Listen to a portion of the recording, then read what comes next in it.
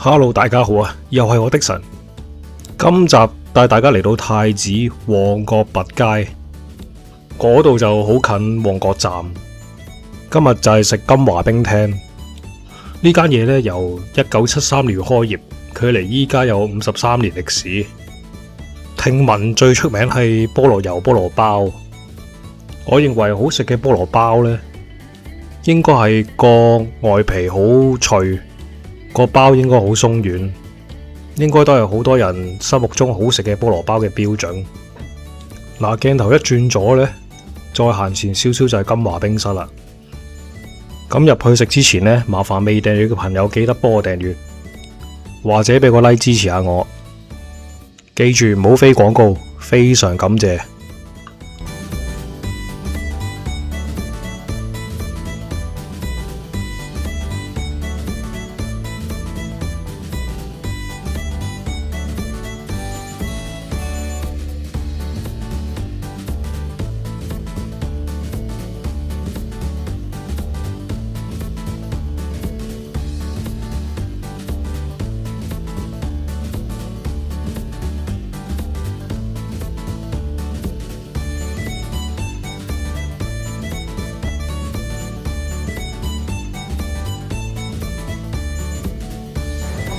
係啊，好啊。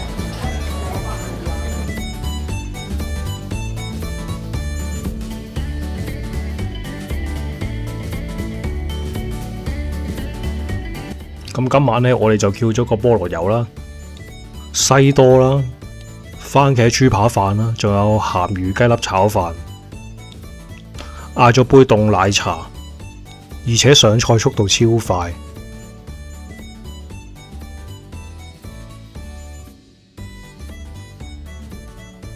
我本身自己都好中意食鹹魚雞粒炒飯，呢碟嘢配菜都幾多，特別係有足夠嘅鹹魚，令到個炒飯鹹香味好足夠。其實雞肉呢都唔會係新鮮，但係我食唔到有好強烈嘅冰鮮味嘅感覺，所以呢碟飯呢，我一口接一口，好快就食晒啦。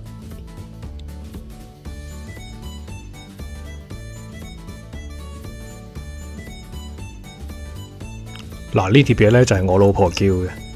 如果佢轉成番茄豬扒焗飯呢，就肯定會正好多。加咁多芡汁嘅一碟頭飯呢，我認為有更多更好嘅選擇。佢嘅豬扒都唔錯嘅，不過不失正正常常咁啦。呢度就係佢哋最出名嘅菠蘿包啦。我自己覺得非常之普通，有可能唔係啱啱出爐。同埋我去完華嫂冰室之後呢，得出個結論，菠蘿包最夾係牛油，搞到咁多配搭呢，其實都唔夾。一間茶餐廳最重要嘅靈魂呢，其實就係奶茶，照舊都係 Hong Kong style， 茶嘅味比奶重，係我中意飲嘅味道。總括而言呢，佢嘅質素係令我會再嚟嘅。菠蘿包呢，我就覺得好普通。大家食過又覺得佢如何呢？不妨喺下邊留言討論下。好啦，今集就嚟到呢度。未訂閱嘅朋友記得幫我訂閱，或者俾個 like 支持下我。記住唔好飛廣告，非常感謝。我哋下條片見，拜拜。